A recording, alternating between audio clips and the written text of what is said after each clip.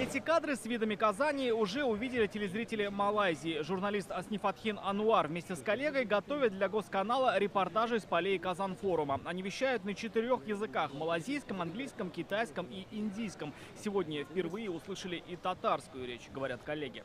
Don't have much information about Tatarstan and Kazan.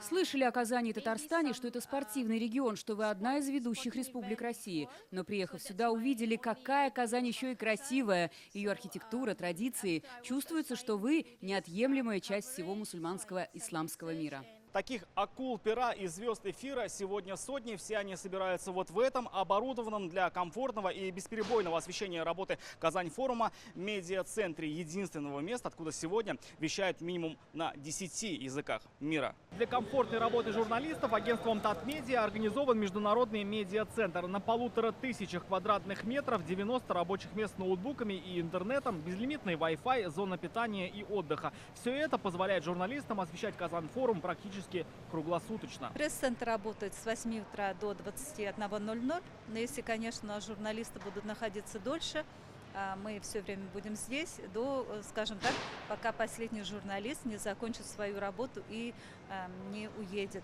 Особое отношение к журналистам отмечает и директор представительства гостелерадиокомпании Ирана Сиед Али Дараби. Уже 6 лет он постоянный участник форума.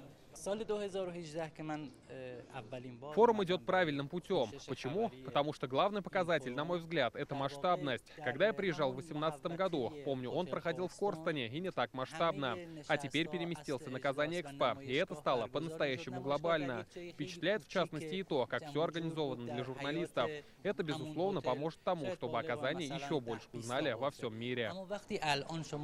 Специально для интервью работает новостная студия. Здесь каждый может пообщаться с интересующим спикером. Вот так работают журналисты из Ирана. За полчаса до этого интервью писали их коллеги из Бахрейна. Я работаю в крупном издании о туризме, но это мой первый визит в Казань. И я хочу сказать, что приятно удивлен, какой у вас замечательный регион. И у меня появилось много работы после того, как я встретил здесь людей, которые так много могут рассказать о Татарстане. Даже если не успею написать все, надеюсь, что продолжу это делать уже на следующем форуме. Обязательно приеду. Журналисты из Ирана, Египта, Саудовской Аравии и Сенегала сегодня в гуще событий. Вот телерепортеры из Каира берут интервью как у гостей, так и принимающей страны. Руководитель делегации объясняет, все потому, что впечатлены культурой республики. Я вижу вот эту любовь и уважение к культуре Татарстана. На стенах портреты ваших символов, ваши писатели, ваши поэты.